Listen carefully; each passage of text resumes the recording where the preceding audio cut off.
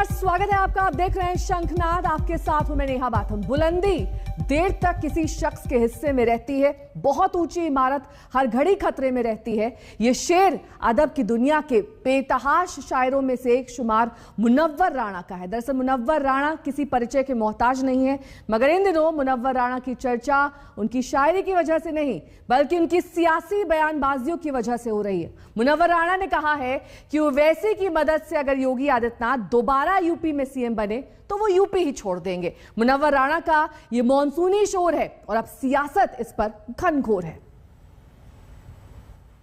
मुहाजिर हैं मगर हमें एक दुनिया छोड़ आए हैं। तुम्हारे पास जितना है हम उतना छोड़ आए हैं। कई आंखें अभी तक ये शिकायत करती रहती हैं, कई आंखें अभी तक ये शिकायत करती रहती हैं कि हम बहते हुए काजल का दरिया छोड़ आए। घर छोड़ने का दर्द मुनव्वर राणा के मतलों में मिलता है। घर छोड़ने का दर्द मुनव्वर राणा की शायरी में मिलता है। ये खुदगर्जी का जज्बा आज तक हमको सताता है कि हम बेटे तो ले आए भतीजा छोड़ आए। खुदगर्जी का जज्बा आज तक हमको सताता है कि हम बेटे तो ले आए भतीजा छोड़ आए हैं। और भतीजी अब सलीके से दुपट्टा ओढ़ती होगी। घर छोड़ने का दर्द मुनव्वर राणा के शेरों में मिलता है। छोड़ आए वो संगम का इलाका छूट गया या छोड़ आए हैं। अभी हम सोच में गुम थे कि उससे क्या कहा जाए। हमारे आंसुओं ने राज उगला छोड़ आए। हमारे आंसुओं ने राज उगला छोड़ आए हैं। और मुहर्रम में हमारा लखनऊ ईरान लगता था। मुहर्रम में हमारा लखनऊ ईरान लगता था। मदद मौला हुसैनाबाद रोता छोड़ मदद मौला हुसैनाबाद रोता छोड़ आए हैं। और कोई आने लगे तो एक चुटकी खत मंगवा ले। लेकिन छोड़िए शायरी, शेर, मिसरे, मतले, मौसिकी, अशार। इस बार मुनव्वर राणा यूपी छोड़ने के लिए हैं तैयार।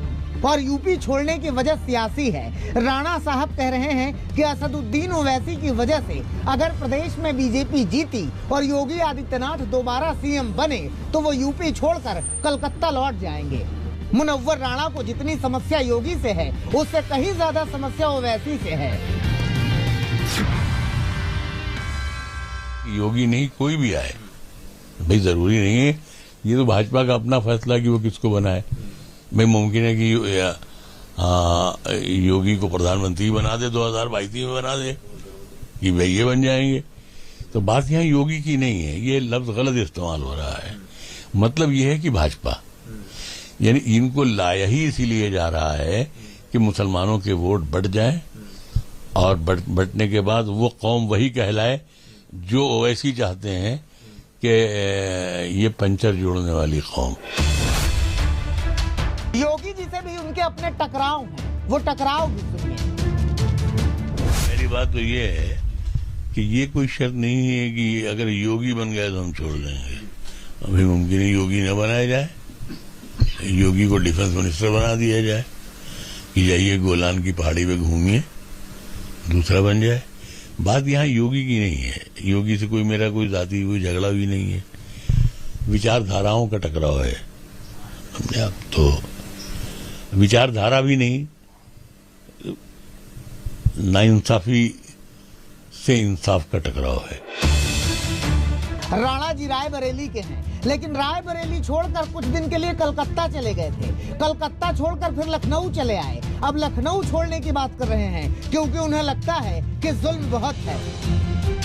समाज के साथ जो नाइंसाफी हो रही है, जो खासतौर से मुस्लिम समाज तो हमेशा ही निशाने पर रहता है।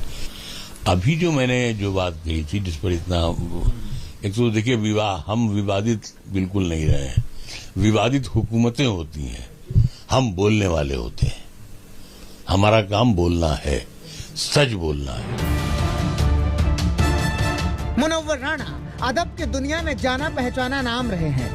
मुशायरों में उनकी गजलों के हजारों कदरदान हुआ करते थे, लेकिन बीते कुछ समय में मुनव्वर राणा ने अपनी शायरी से नहीं सियासी बयानों से पहचाने जा रहे हैं। उनका ये बयान बीजेपी को पसंद नहीं आया। लगातार वो इस तरह की बातें कर रहे हैं जो बातें न केवल सरकार के विरोध में है कि कई बार समाज और देश के विरोध में है। एटीएस ने कार्रवाई की है, एटीएस की कार्रवाई पर प्रशंसा करनी चाहिए।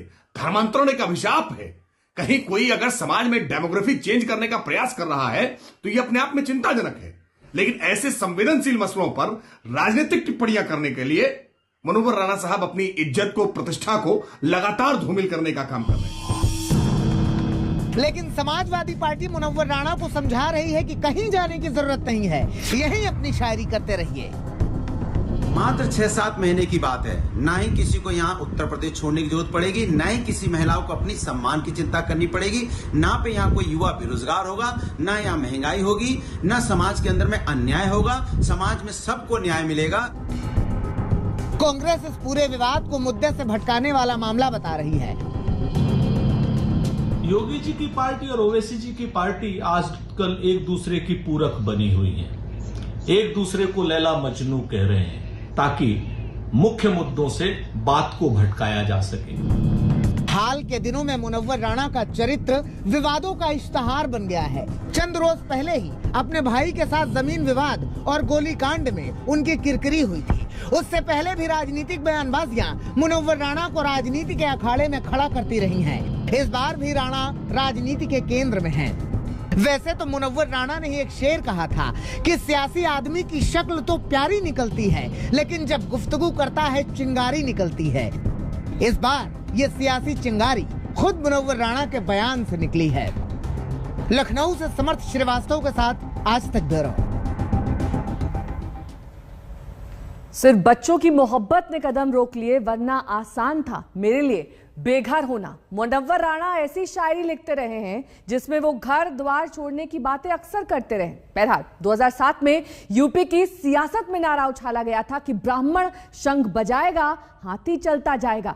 इस बार फिर से ये नारा लौट रहा है। मायावती ब्राह्मण सम्मेलन करने जा रही हैं। वो ब्राह्मणों के सहारे अपनी राजनीति को सहारा देना चाहती हैं, लेकिन सवाल यही कि क्या इस बार भी ब्राह्मण बीएसपी का शंख बजाएगा? मायावती का ब्राह्मण वाला मॉनसूनी शोर, सियासत घनघोर, देखिए। ब्राह्मण शंख बजाएगा, हाथी चलता जाएगा। हाथी नहीं गणेश है, ब्रह्मा विष्णु महेश है। 14 साल पहले उत्तर प्रदेश के सियासत में ऐसे नारे गूंजे थे और इन नारों ने मायावती को उत्तर प्रदेश की सत्ता के सिंहासन तक पहुंचा दिया था। चुनाव में बीएसपी ने हाथी को ब्रह्मा विष्णु महेश बताया और दलित ब्राह्मण गठजोड़ का ऐसा फॉर्मूला रचा कि विरोधियों के सारे समीकरण फेल हो गए। करीब 9 साल से यूपी की सत्ता से बाहर मायावती फिर उसी अंदाज में चुनावी मैदान में उतरने को तैयार हैं और फिर ब्राह्मण वोटरों को लुभाकर विजय का प्लान बना रही हैं। वही इस सरकार में जातिगत एवं धार्मिक द्वेष की भावना से लोगों का हो रहा शोषण एवं उत्पीड़न, बड़े पैमाने पर हो रहा शोषण एवं उत्पीड़न आदि किसी से छिपा नहीं है, जिसके तहत अब इस सरकार में यहाँ अपर कास्ट समाज में से खासकर ब्राह्मण समाज तो बहुत ज़्यादा दुखी है।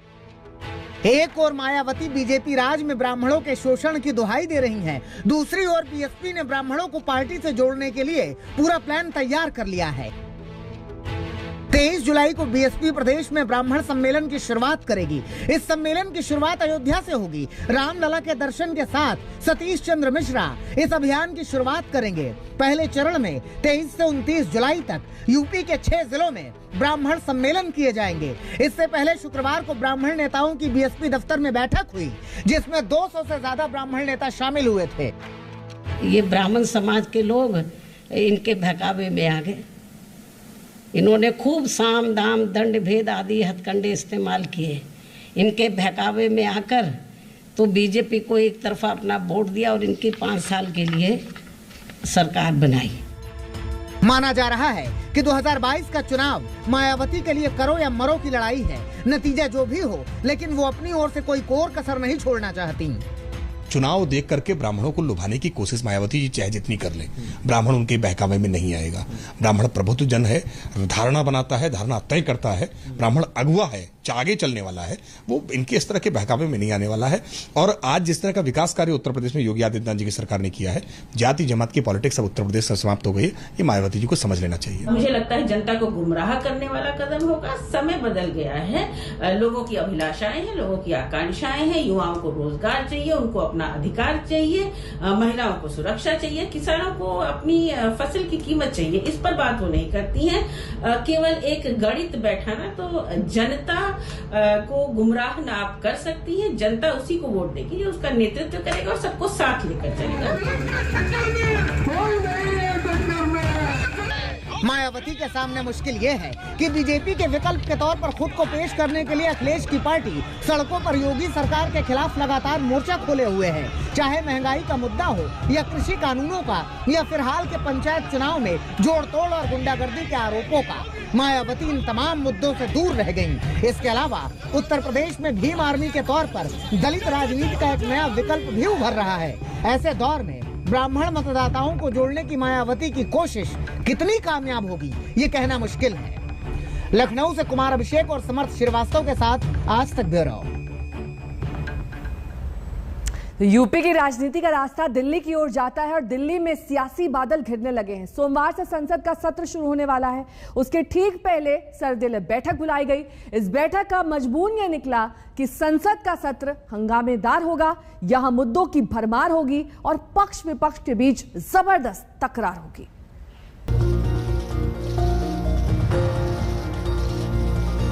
सोमवार से संसद सत्र की शुरुआत होनी है। संसद सत्र में सवाल होने हैं, जवाब होने हैं। सरकार को घेरने के लिए विपक्ष की तैयारी पूरी है और विपक्ष के हमले का जवाब देने के लिए सत्ता पक्ष भी तैयार है, होशियार है। तैयारी इसलिए भी है क्योंकि मॉनसून सत्र में मोदी सरकार का स्वरूप बदला है। मंत्रिमंडल में नए चेहरे शामिल किए गए हैं, कई मंत्रियों की जिम्मेदारी बदल गई है। ऐसे में मंत्रियों के सामने विपक्ष के सवालों का सामना करना बड़ी चुनौती होगी। सत्र के पहले विपक्ष के सुझाव के लिए सरकार ने आज सर्वदलीय बैठक बुलाई, जिसमें पीएम मोदी ने कहा कि सरकार सभी मुद्दों पर चर्चा के लिए तैयार है। प्रधानमंत्री जी ने चाहा स्वस्थ और सार्थक चर्चा होना चाहिए। स्वस्थ और सार्थक चर्चा होना चाहिए, शांतिपूर्ण ढंग से होना चाहिए। जो मुद्दा उठाना चाहते हैं नियम और प्रक्रिया के तहत से वो सभी चर्चा करने के लिए सरकार तैयार है। सभी मुद्दों पर चर्चा के सरकार के भरोसे के बावजूद मॉनसून सत्र हंगामेदार होना तय माना जा रहा है। कांग्रेस ने मॉनसून सत्र के लिए 5 पॉइंट एजेंडा तैयार कर लिया है। कोरोना की दूसरी लहर की भीषण त्रासदी के बाद संसद का ये पहला सत्र है। विपक्ष कोरोना की नाकामी को बड़ा मुद्दा बनाने की तैयारी में है। पेट्रोल डीजल की कीमतों पर सरकार की घेराबंदी तय है। महंगाई बेरोजगारी का मुद्दा भी गर्म है। कृषि कानून और किसान आंदोलन को लेकर हंगामा हो सकता है। चीन, सरहद और राफेल के मुद्दे को भी कांग्रेस संसद में जरूर उठाएगी। कांग्रेस अध्यक्ष सोनिया गांधी ने मल्लिकार्जुन खड़गे को दूसरे विपक्षी दलों को भरोसे में लेने और समन्वय बैठाने का जिम्मा सौंपा है। इसको चाइनीज बॉर्डर इशू, ये बॉर्डर इशू तो उठाने के लिए हमको सदन में राहुल जी की भी इच्छा है और ये सदन में भी हम उठाएंगे। समय जैसा मिलेगा उसी तरीके से एक एक इशू पे हम सारे मुद्दों को उठाते। हालांकि सबसे ज्यादा हंगामा किसानों के मुद्दे पर ही होने के आसार हैं, जिसकी झलक आज सर्वदलीय बैठक के बाद ही नजर आने लगी। अब ये इलेक्ट्रिसिटी अमेंडमेंट बिल, जिसके बारे में सरकार ने किसानों के साथ बातचीत में ये स्वीकार किया था कि हम इस बिल को नहीं लाएंगे, किसानों के साथ धोखा करते हुए ये बिल लाने की तैयारी सरकार कर रही है। उधर सरकार का कहना है कि किसानों को लेकर बिजनेस एडवाइजरी कमेटी जो फैसला लेगी उसे माना जाएगा। ऐसे बहुत मुद्दे उन लोगों ने उठाया है और स्ट्रक्चर डिबेट के लिए जो नोटिस देना चाहिए बीएसी में माननीय स्पीकर और चेयरमैन जो अनुमति देता है उसका चर्चा होता है। हम तो इनकार नहीं कर रहे हैं और इससे पहले भी किसान का चर्चा हो गया है। मॉनसून सत्र में सरकार की ओर से 6 अध्यादेश और 23 विधेयक लाने की तैयारी है। लेकिन सबसे बड़ी चुनौती सदन चलाने की होगी, क्योंकि विपक्ष ने सरकार को घेरने का पूरा मन बना रखा है। इसलिए सरकार की सर्वदलीय बैठक के बाद एनडीए के नेताओं ने भी सत्र को लेकर रणनीति का पूरा खाका तैयार किया। मनजीत नेगी, दिल्ली, आज तक। वहीं किसानों का मुद्दा 100% संसद सत्र में जरूर उठाया जाएगा, लेकिन किसान तो खुद की संसद लगाने पर अड़ गए हैं। आज दिल्ली पुलिस का दल किसानों से मिलने गया, मगर किसानों ने दिल्ली पुलिस को बेरंग लौटा दिया। किसान एक ही बात पर अड़े हैं कि कृषि कानून बिल वापस लिए जाएं, वरना वो अपनी संसद लगाएंगे। संसद के मॉनसून सत्र के बीच आंदोलन के काले बादलों का साया मंडरा रहा है। महीनों से कृषि कानूनों के खिलाफ लड़ाई लड़ रहे किसान संगठनों ने अब आर पार का मोर्चा खोल दिया है। एक ओर किसानों के मुद्दे पर संसद में सरकार की घेराबंदी की तैयारी है, तो दूसरी ओर किसान खुद की संसद लगाने पर अड़े हुए हैं। कोशिश यही है कि कृषि कानून के खिलाफ आवाज को अब और बुलंद किया जाए, ताकि संसद सत्र के दौरान ही आंदोलन की गूंज पूरे देश तक पहुंच सके। किसान नेताओं ने आर पार की लड़ाई का ऐलान किया, तो मॉनसून सत्र से ठीक पहले दिल्ली पुलिस के आला अधिकारी किसान नेताओं को समझाने पहुंच गए और उनसे संसद कूच न करने की अपील की। किसानों को डीडीएमए की गाइडलाइंस का हवाला दिया गया, भीड़ इकट्ठा करने की मनाही की बात कही गई, लेकिन किसान नेता नहीं माने। पार्लियामेंट कूच का प्रोग्राम है, उसके बारे में हमने अपना सारा प्रोग्राम उनको बता दिया। कोई घेराव नहीं किसी का। हम यहाँ से 200 का जत्था हमारा जाएगा बसों में और जंतर मंतर में जाके पार्लियामेंट के सामने अपना पार्लियामेंट सेशन अपना चलाएगा, अंदर पार्लियामेंट के लोग चलाएंगे। जब वो पार्लियामेंट खत्म होगी शाम को, वो वापस आ जाएगा, अगले दिन फिर जत्था जाएगा। किसान संगठन जंतर मंतर या संसद के आसपास किसान संसद लगाने की मांग पर अड़े हैं और इस बार अपनी मांग से पीछे हटने को तैयार नहीं। संसद के मानसून सत्र के दौरान किसान संगठनों ने ऐलान किया था कि वो जंतर मंतर पर और पार्लियामेंट के आसपास प्रोटेस्ट करेंगे। इसको लेकर किसान नेताओं और दिल्ली पुलिस के बीच घंटों मीटिंग हुई। मीटिंग में दिल्ली पुलिस ने साफ कर दिया है कि वो जंतर मंतर पर किसी भी तरह के प्रोटेस्ट की इजाजत नहीं देंगे। दिल्ली पुलिस ने डीडीएमए की गाइडलाइंस का हवाला देते हुए कहा कि 200 लोगों के पॉलिटिकल गैदरिंग की इजाजत नहीं दी जा सकती। पुलिस किसान नेताओं से अपनी मांग पर दोबारा विचार करने की अपील कर रही है, लेकिन किसान नेताओं के रुख से लग नहीं रहा कि फिलहाल वो पीछे हटने को तैयार हैं। और अगर संसद सत्र के दौरान किसानों को संसद की इजाजत मिली, तो इस पर सियासत और तेज होगी। दिल्ली से अरविंद ओझा के साथ आज तक ब्यूरो। दरअसल देश की सारी सियासी लड़ाइयां एक तरफ और पंजाब में कांग्रेस के अंदर खाने छिड़ी लड़ाई एक तरफ। कैप्टन अमरिंदर सिंह और नवजोत सिंह सिद्धू के बीच छिड़ी लड़ाई खत्म होने का नाम नहीं ले रही। दोनों ओर से बैठकें जारी हैं। आज पटियाला में सिद्धू ने बैठक की, तो वहीं दिल्ली में प्रताप सिंह बाजवा के घर बैठक की गई। कैप्टन समर्थक 10 विधायकों ने भी अपने बयान जारी कर दिए हैं और इसके अलावा कांग्रेस के प्रदेश अध्यक्ष सुनील जाखड़ ने भी कल विधायकों की बैठक बुलाई है। मिट्टी है तो जड़ है, जड़ है तो तना है, तना है तो पेड़ है, पेड़ है तो फल है, फल है तो बीज है। रावी झेलम चिनाब का पानी, सियासी लड़ाई चुनावी कहानी।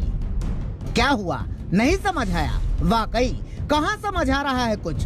पंजाब कांग्रेस की लड़ाई ऐसे मोड़ पर आई है कि किसी को कुछ नहीं समझ में आ रहा। दिल्ली में बाजवा अमरिंदर सिंह के समर्थक सांसदों के साथ बैठक कर रहे हैं, पटियाला में सिद्धू अपने समर्थकों के साथ बैठक कर रहे हैं, लेकिन बैठकों का नतीजा क्या होगा कुछ नहीं पता। सिद्धू पंजाब में कांग्रेस के अध्यक्ष बनेंगे या नहीं कुछ नहीं पता। कैप्टन मानेंगे या नहीं कुछ नहीं पता। सिद्धू माफी मांगेंगे या नहीं कुछ नहीं पता। अलबत्ता सिद्धू के समर्थक उनका गुणगान कर रहे हैं। तो मैं नहीं चाहता, पंजाब के लोग चाह रहे हैं, पंजाब का यूथ चाह रहा है, पंजाब का किसान चाह रहा है, पंजाब का सिख वोटर चाह रहा है।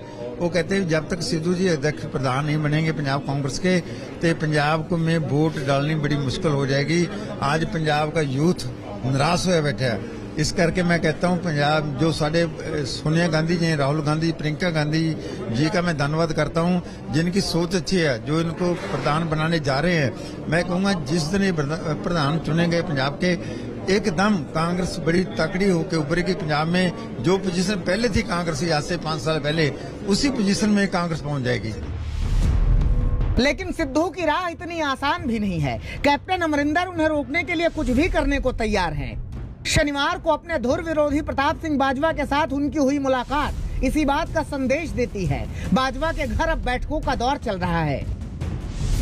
ये बातें जो आप कर रहे हो, सिटिंग चीफ मिनिस्टर के होते हुए पार्टी ने ये क्लियर कर दिया है कि जो इलेक्शंस में हम जा रहे हैं उनकी लीडरशिप में ही जा रहे हैं। तो ये कोई ऐसी मेरे पास अथॉरिटी नहीं है कि मैं इसकी क्लियरेंस दूं, मगर जो पार्टी हाईकमांड ने सभी को कहा है वो मैं आपको बता रहा हूँ कि टर्म जब तक खत्म होती है तब तो कैप्टन अमरिंदर सिंह के नेतृत्व में ये इलेक्शन लड़े। कैप्टन के तेवर बेहद सख्त हैं। सोनिया के नाम चिट्ठी में वो साफ कह चुके हैं कि पंजाब में जबरन दखल ना दिया जाए। सोनिया का संदेश लेकर पहुंचे हरीश रावत को भी वो साफ कह चुके हैं कि सिद्धू पहले सार्वजनिक तौर पर माफी मांगे तभी कोई बात आगे बढ़ेगी। अशोक सिंघल और सत्येंद्र चौहान के साथ आज तक ब्यूरो। अब आपको एक तस्वीर दिखाते हैं। असम की सरकार ने राज्य में ड्रग्स और ड्रग्स तस्करों के खिलाफ अभियान छेड़ रखा है। इसी कड़ी में राज्य के मुख्यमंत्री हेमंत बिस्व शर्मा ने जब्त किए गए ड्रग्स पर बुलडोजर खुद चलाया। देखिए, रोड रोलर पर ये मुख्यमंत्री खुद सवार हैं और ड्रग्स को नष्ट कर रहे हैं। बताया जा रहा है कि गोलाघाट, डीफू, नागौन और होजाई, इन 4 जगहों से 163 करोड़ रुपए की ड्रग्स जब्त की गई, जिस पर सीएम हेमंत बिस्व शर्मा ने बुलडोजर खुद चलाया।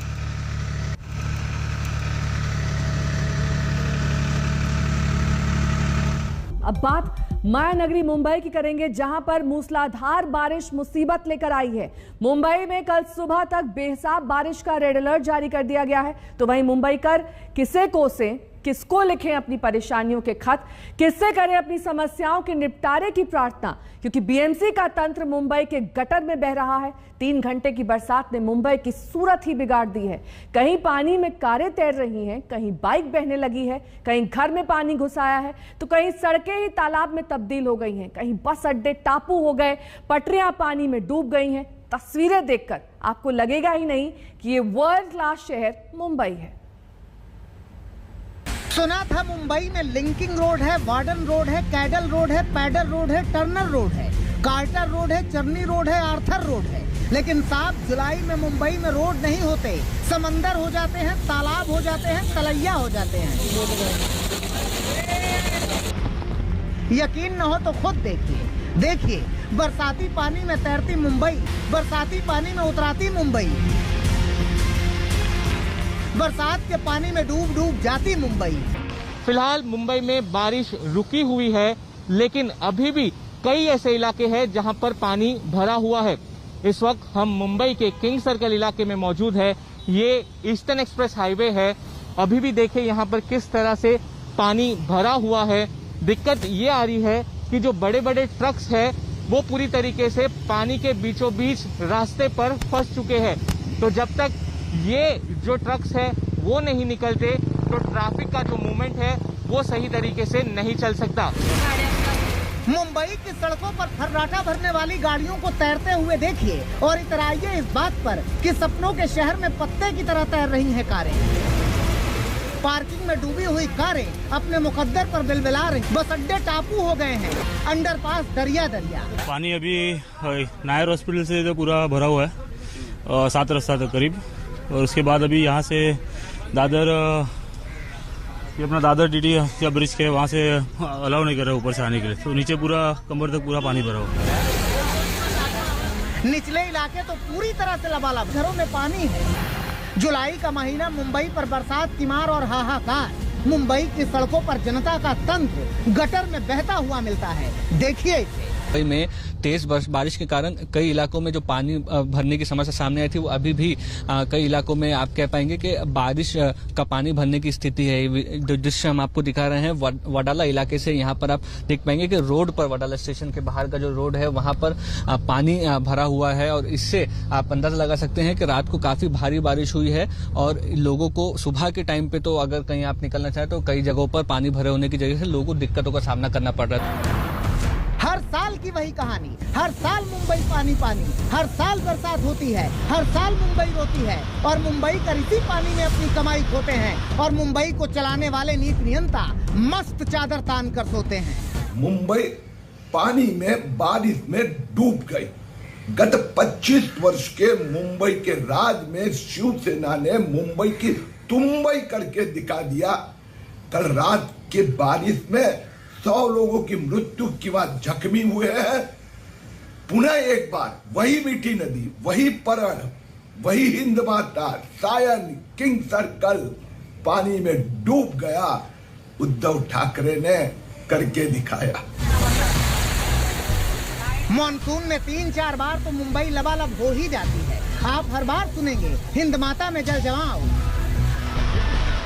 किंग सर्कल डूबा, सायन लबालब, मिलन सबवे पानी पानी, अंधेरी सबवे, मलाड सबवे सब डूब जाते हैं। आखिर ऐसा क्यों होता है? यहाँ पे हमेशा पानी भरते रहता है, थोड़ा सा भी बारिश आएगा तो पानी एकदम भर के ही रहते हैं यहाँ पे सर बारिश। ये साइंस सर्कल है, ये गुरु कृपा फेमस है यहाँ पे, इधर हमेशा का पानी भरते रहता है सर। कभी भी यहाँ पे बीएमसी वाले सब साफ सफाई करते तो भी पानी भरते रहता है सर। कभी ये खत्म होएगा मालूम नहीं है, हमेशा का देखता हूँ इधर ये पानी भरते रहता है सर। मुंबई देश की आर्थिक राजधानी है। अकेले मुंबई का बजट 2-3 राज्यों के बराबर है। अरबपतियों खरबपतियों का यहाँ जमावड़ा रहता है। मुंबई दुनिया के अमीर शहरों में शुमार है। फिर बार बार क्यों डूब जाती है मुंबई? लतीफ शेख और मुस्तफा शेख के साथ सौरभ वक्तानिया, मुंबई आज तक। दरअसल मुंबई वालों को बरसात डराती है। उनके जहन में वही 2005 वाली यादें ताजा हो जाती हैं। मगर मुंबई की बारिश अपने साथ हादसे भी लेकर आती है। ऐसा ही भयानक हादसा आज चेंबूर और विक्रोली में हुआ। ऐसा हादसा जिसने 26 लोगों की जान ले ली। बारिश के साथ पहाड़ दर का मलबा नीचे गिरा और कई घरों को अपनी चपेट में ले लिया। चीख पुकार मच गई। पहाड़ दरकते हैं, मलबा नीचे आता है, एक दीवार गिर जाती है और 25 से ज्यादा लोग मर जाते हैं। आसान है इसे हादसा कह देना, लेकिन ये हादसा नहीं है हुजूर, बादलों को हत्याओं का आमंत्रण है। सच ये है कि इस लोकतंत्र के आकाशीय आकाओं ने मामूली आदमी के वजूद को एक वोट से ज्यादा कभी समझा ही नहीं। और जब आदमी वोट हो जाता है तो सपनों का एक चमकता हुआ शहर सिसकता हुआ नरक बन जाता है। तो बन गया है ये नरक, आइए देख जाइए। 3 घंटे की मूसलाधार बारिश में पहाड़ दरक गए और पहाड़ी का मलबा भर-भरा कर नीचे के घरों में आ गिरा। चेंबूर और विक्रोली में देखते ही देखते चीख पुकार मच गई। कई जान पल भर में खत्म हो गई। चेंबूर में मलबों में दबी जिंदगियां तलाशने की कोशिशें हो रही हैं। पहाड़ी पे बसा हुआ ये इलाका था। ये आपको दिखा रहे हैं कि जो पहाड़ है, यहाँ पर तेज बरसात के कारण बारिश हुई। नीचे आपको दिखाएंगे किस तरह से ये हालात यहाँ पर है, कीचड़ है और ये कीचड़ के साथ पानी का बहाव था। उसके बाद जो दीवार थी वो दीवार टूटकर इन घरों पर गिरी है और इसीलिए ये जो घर है इसका नुकसान हुआ है। रेस्क्यू ऑपरेशन अभी आपको दिखा रहे हैं तो फायर ब्रिगेड के लोग दिख रहे हैं, एनडीआरएफ के लोग दिख रहे हैं। पूरा जो मलबा है वो साफ करने में थोड़ा वक्त जाएगा क्योंकि एक तो कीचड़ है और दूसरा जगह नहीं है। यहाँ पर आप देखेंगे कहीं भी उनके पास, रेस्क्यू टीम के पास, तो हर तरफ से वो पैक्ड है एक तरह से और इसीलिए रेस्क्यू में भी दिक्कतें आ रही है। और पहाड़ी इलाका है, यहाँ पर आप देखेंगे इतना आसान नहीं है, थोड़ा चढ़ान की तरफ ये पूरा रेस्क्यू ऑपरेशन किया जा रहा है। जो जो सामान है उसे आप देखेंगे किस तरह से निकालने में दिक्कतों का सामना है। तो एक बहुत ही आप कह सकते हैं कि चैलेंजिंग जो रेस्क्यू ऑपरेशन है वो इस वक्त यहाँ पर अंजाम दिया जा रहा है। चेंबूर से 9 किलोमीटर दूर विक्रोली में भी हाहाकार मचा। रात 1 बजे पहाड़ी का मलबा घरों पर गिरा। इससे 6 घर मलबे में दबे। कई लोगों की मौत मलबे से दबकर हो गई। विक्रोली में भी राहत और बचाव का काम जारी है। कई लोगों के अब भी दबे होने की आशंका है। मुंबई में देर रात बारिश के वजह से लैंडस्लाइड हुई है, एक चेंबूर में और एक विक्रोली में। इस वक्त हम विक्रोली इलाके में मौजूद हैं और यही घटना स्थल है जहां पर ये लैंडस्लाइड हुई है। भारी बारिश के बाद देर रात को ये देखिए एक के ऊपर एक जो है घर गिरते चले गए और कई सारे जो लोग हैं इसके अंदर फंस गए। अभी तक 8 डेड बॉडीज यहाँ से निकाली जा चुकी है। एनडीआरएफ, बीएमसी और साथ ही जो स्थानीय लोग हैं वो इस पूरे रेस्क्यू ऑपरेशन में काफी मदद करे। पार्क साइड विक्रोली में अर्ली मॉर्निंग एक कॉल आ गया था हमको कि लैंडस्लाइड की घटना हुई है, तो हमने इमीडिएट वहाँ पे रेस्क्यू ऑपरेशन शुरू किया। लोकल जो फायर ब्रिगेड है, एनडीआरएफ की टीम है और लोकल कारपोरेशन की मदद से, स्वयंसेवक की मदद से हमने अभी तक 5 डेड बॉडी हमको मिली है। उनको हमने पूरा प्रोसेस, लीगल प्रोसेस के लिए हॉस्पिटल भेज दिया। एक इंजर्ड लड़की है, उसको हमने हॉस्पिटलाइज कर दिया है। सड़क सड़क पर सोया हुआ आदमी मर जाता है, घरों में रोजमर्रा की जरूरतों में खोया हुआ आदमी मर जाता है, तो क्या बदला 2005 से अब तक? जब हादसा हो गया, चीख पुकार मच गई, तब महाराष्ट्र सरकार के मंत्री आदित्य ठाकरे पीड़ित परिवारों से मिलने पहुंचे। महाराष्ट्र सरकार ने मृतकों के परिवार वालों को 5-5 लाख रुपए के मुआवजे का ऐलान किया। ये काफी जो बस्ती है वो फॉर्मल हाउसिंग नहीं है। ऊपर जो बीआरसी की वॉल थी वो रात को कोलैप्स होगी। कल की बारिश आप देख रहे थे, मुझे लगता है 200 mm से ज्यादा बारिश हर जगह हुए, खास करके ये इस इलाके में एमवेस्ट एमवीस्ट में। यही बात है कि जो अभी हमारे साथ नहीं है, जो कल हमसे निकल गए, उनको हम 5 लाख दे रहे हैं। जो इंजर्ड है उनका जो खर्चा हम उठाएंगे। प्रधानमंत्री नरेंद्र मोदी ने भी हादसे पर दुख जताया और मारे गए लोगों के परिजनों को 2-2 लाख रुपए राहत राशि देने का ऐलान किया है। लेकिन इस ऐलान से खारिज नहीं हो जाती विकास और विश्वास जैसे बड़े बड़े शब्दों की व्याख्याएं। खारिज नहीं हो जाते हैं ये बयान कि 16 बरस में मुंबई में ऐसा कुछ नहीं बदला जो गारंटी दे सके कि बादलों की मेहरबानी आपके घर में मुर्दानी नहीं छाने देगी। मुस्तफा शेख और सौरभ बख्तानिया के साथ आज तक ब्यूरो। तो आसमानी आफत यूपी के सहारनपुर और गुजरात के वलसाड में भी बरसी। सहारनपुर में नदी नालों में ऐसा उफान आया कि स्कॉर्पियो सवार 5 लोगों की जान अटक गई। तो वहीं वलसाड में पूरा शहर पानी पानी हो गया। बादलों की मेहरबानी ने लोगों को किस कदर परेशानी में डाला, देखिए इस रिपोर्ट के जरिए। स्कॉर्पियो फंसी, ट्रैक्टर अटका, बहने लगी बाइक। यूपी के सहारनपुर में भारी बारिश में नदी नाले उफान पर हैं। सड़कों पर सैलाब उतर आया। धार इतनी तेज कि किसी को भी बहा ले जाए। मां शाकंभरी देवी के दर्शन के लिए जा रहे एक स्कॉर्पियो वाले ने हिमाकत की, पर बीच मझधार में गाड़ी अटक गई। वो तो शुक्र था कि 5 सवार निकल गए और ऊंची जगह पर जमा हो गए, लेकिन सभी की जान घंटों अटकी रही। बाद में पुलिस को बुलाया गया, फिर सभी को रेस्क्यू किया गया। पानी नहीं था उसमें, तो कुछ लोगों ने कहा भाई साहब आप इधर से निकल जाओगे थोड़ा साइड में तो गाड़ी निकल जाएगी। अब जैसे ही हम गाड़ी लेकर के निकले तो उसमें गड्ढा था और उस गाड़ी निकालने के चक्कर में पानी इतना तेज आने लगा, फिर गाड़ी हमें वहीं छोड़नी पड़ी, हम वहीं फंस गए पानी में। कितने लोग थे गाड़ी में? कितने लोग थे? 5 लोग थे। बचा किसने? हमने 112 नंबर पर कॉल करी थी और वहाँ से हमें सहायता मिली बहुत ज़्यादा प्रॉपर मात्रा में। फिर भाई साहब आए, कुछ गांव के लोकल लोग भी थे, ये भी भाई साहब कई लोग आए, फिर इन्होंने जो है रेस्क्यू करके निकाला है। करीब अब से 2 घंटे पहले इन्होंने फ़ोन किया जी। फ़ोन के तुरंत बाद ही हमने अपने थाने से जो हमारी टीम है वो रवाना की और ग्रामीणों की सहायता से इन तक मदद पहुंचाई और उस मदद का ही परिणाम है कि ये सभी लोग हमारे बीच में हैं। मां शाकंभरी देवी के दर्शन के लिए जा रहे कई श्रद्धालु भी इस धार में फंस गए। मंदिर टापू में बदल गया। सामने से गरजती हुई दरिया बहने लगी। यहाँ सड़क पर सैलाब आ गया और लोग डूब डूब के पार करने लगे। इसी कोशिश में एक बाइक सवार धार के साथ बहते बहते बच गया। ट्रैक्टर वाले को लगा होगा कि सैलाब उसका कुछ नहीं बिगाड़ पाएगा, लेकिन जैसे ही धार में उतरा उसके होश फाख्ता हो गए। ड्राइवर किसी तरह जान बचाकर भागा, लेकिन धार में हिचकोले खाने लगा। गुजरात के वलसाड़ में भी हाल बेहाल है। सुबह से हो रही बारिश ने पूरे शहर को डुबो दिया है। सड़कों पर पानी ही पानी है। लोग कमर भर पानी में चलने को मजबूर हैं। निचले इलाकों में कई घर आधे डूबे हैं। घरों के अंदर पानी आ गया, दुकानों में पानी भर आया। सहारनपुर से अनिल भारद्वाज और वलसाड़ से कौशिक जोशी के साथ आज तक ब्यूरो। इस खास पेशकश में अभी के लिए बस इतना ही। देश दुनिया की तमाम खबरों के लिए आप देखते रहिए आज तक।